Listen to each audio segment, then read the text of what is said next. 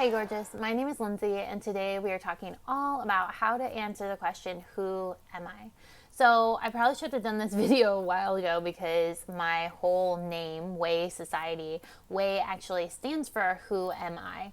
And it's the Who Am I Society because I'm trying to create a place where people can figure out how to answer the question, who am I? And that statement has helped me so much because when it first came to me, I was trying to decide if I should start a podcast or not.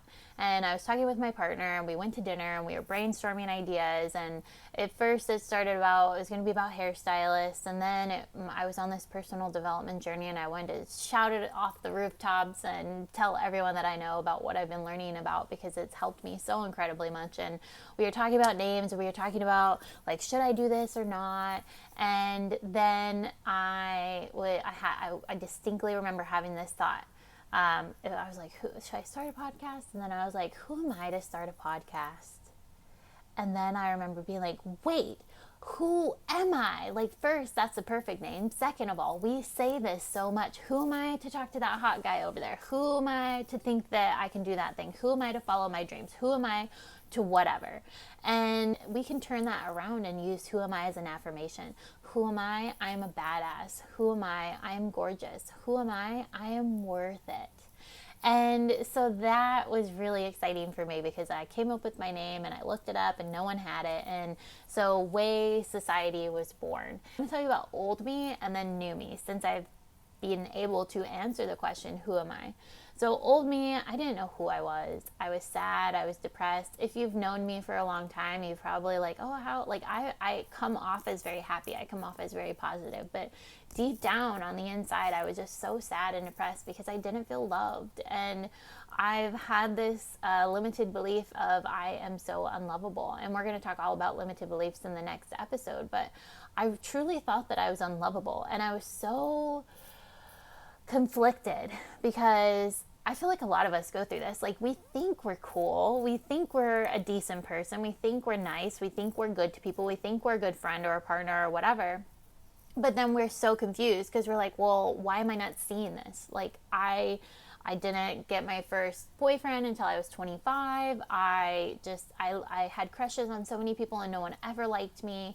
And it sucked. And I was like, well, what's wrong with me? And I think we all go through that. And I think it's like, we don't learn how to know who we are.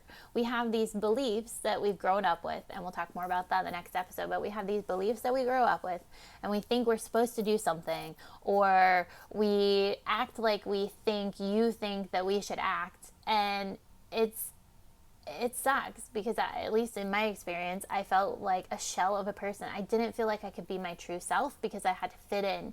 I had to like the same music that people liked. I had to dress a certain way. And to be quite honest, I felt like an outsider most of my life because a lot of times the friends that I had, they didn't really I felt like a dual personality. I would have two different sets of friends, and I'd have my going out and dancing friends, and then I'd have my girlfriends, but I didn't feel like they understood me, and it sucked because I really just wanted to do me, but then I felt like I had to be a certain person in order to fit in, and it kind of sucked. And I couldn't, like, two years ago, if you asked me who am I would, like, who are you? I would probably be like, well, I'm a girlfriend, I'm a daughter, I'm a hairstylist, but I couldn't say like who I am at the core.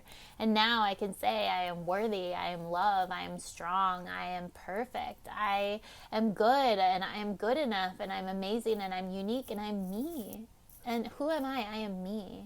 And that's okay. And I truly believe that. And it's so refreshing to feel like comfortable, first of all, in your own skin, which I'm still getting used to. Second of all, in your head and your brain.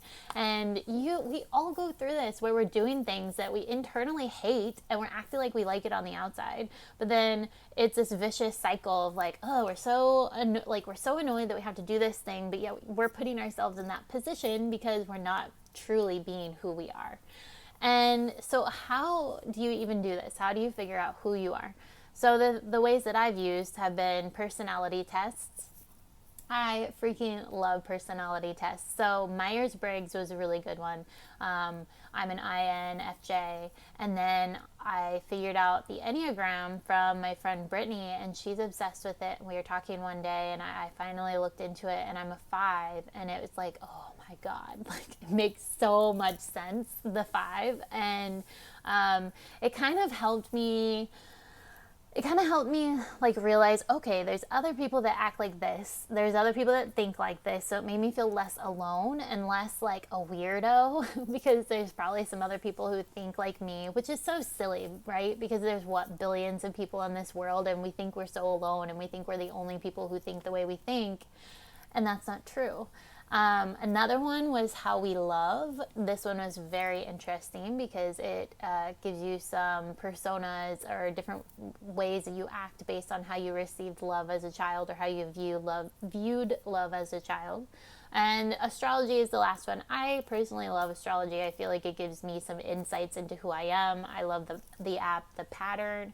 And all of this, I want to say that personality tests, I feel like, are great in getting you to think a different way, to recognizing certain things about you that maybe you thought were weird or one of a kind or like so freaking different that you didn't even want to embrace it. And for me, personality tests have helped me to just know more about myself.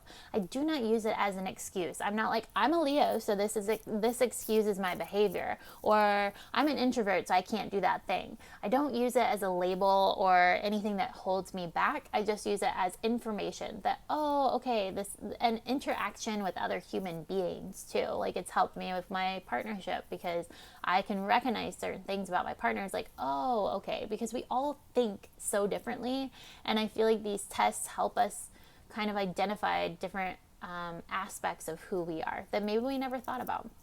And that brings me to my next thing, introspection. I never really, we all do this, right? We're all in our heads. We're all thinking about stuff. But I think we get into these thought ruts, or we get on thought trains. I talk about that in the thoughts and emotions episode, which will be linked right here. But we get into these ruts, ways of thinking. And when we actually look inwards, and I'll do this at the end of my day, I'll just go over and I'll think about my day, and especially when maybe something didn't go exactly as planned, or maybe I got upset, or I yelled, or I had thought ruts, or whatever it was. And so I'll think about it and I'll be like, okay, well, I see that this happened because I was thinking this way, or I said this thing and that wasn't very nice. How can I do it different? And so I feel like when we look inward and we shine the spotlight into, I do this a lot with the spotlight, but we shine the spotlight into every area of all the little teeny tiny cracks and corners with cobwebs all over them that you don't want to look at. That is when you start figuring out who you are, because you start looking in those deep, dark corners and finding the things that you probably need to work on, or you probably need to work through some emotions.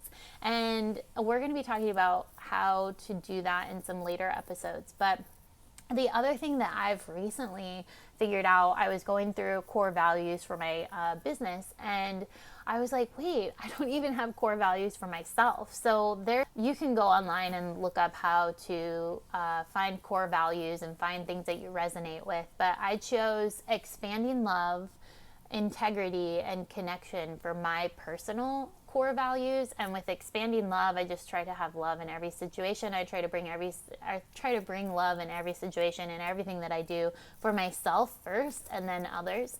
And integrity is a huge one. I need to have a whole episode on it because it's helped me so much. And I feel like I used to be a really shitty friend to myself, and I wouldn't keep my promises that I made to myself, and that's huge. And so having integrity is like when you walk by a piece of trash and you don't pick it up, but you know you should pick it up. You pick it up when you have integrity. Even if you're grumbling the whole way, you're like, dang it, like, okay, I'll go pick up that thing, or I'll go do the dishes, or whatever it is. And it makes you a better person. And then connection. I've always loved people. I'm very introverted, and I love my alone time. And so I'm making more of a point to connect with people. And I do that all the time with my job, but I would rather be home most of the time, so I'm working on that. And then paying attention to others and realizing other values, morals, other people that you want to role model. I have so many mentors in my life that I look to for inspiration, and I adopt certain ways of thinking from them, and I try it on and I see how it works for me. And if it doesn't work, I move it to the side, but I try on different things, a different way of thinking, a different way of being. So the mirror technique is really good because when you're annoyed at someone else, look at yourself in that situation. So for instance, I was annoyed with my partner for not showing me affection.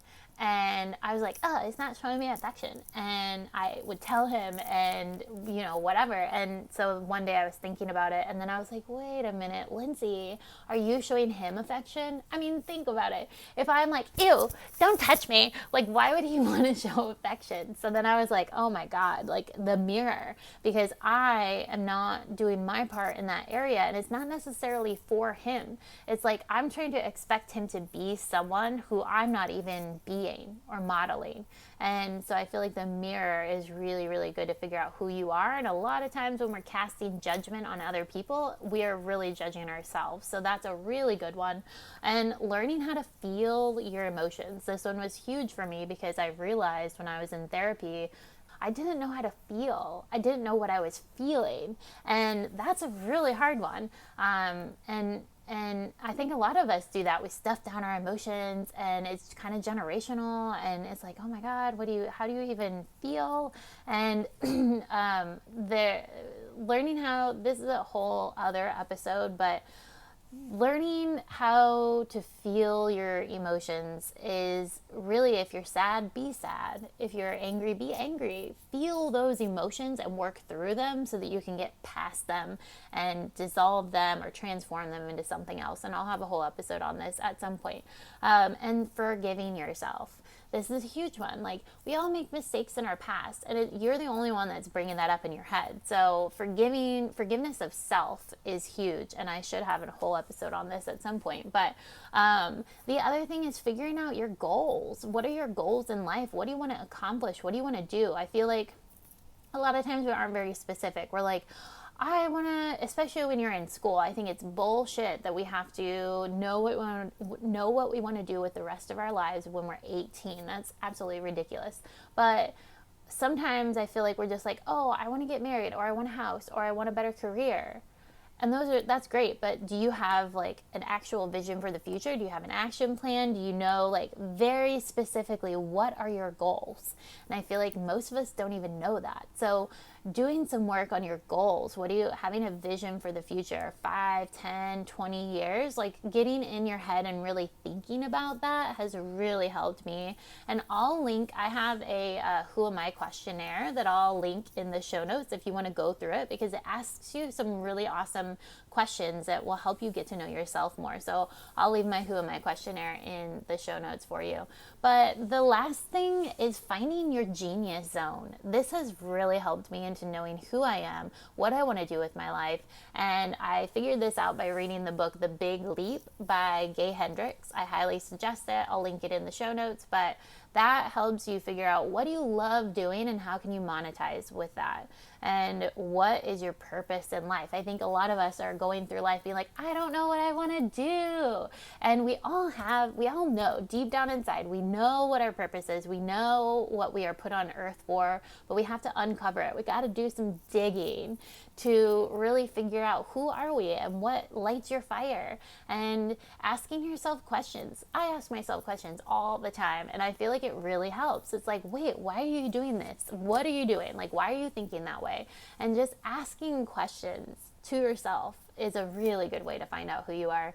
So remember to have an attitude of wonder, curiosity, and compassion for yourself when you're going on this journey, because you may find out things that you don't really like about yourself, but that's okay because you can change it. Like, literally, you can change who you are.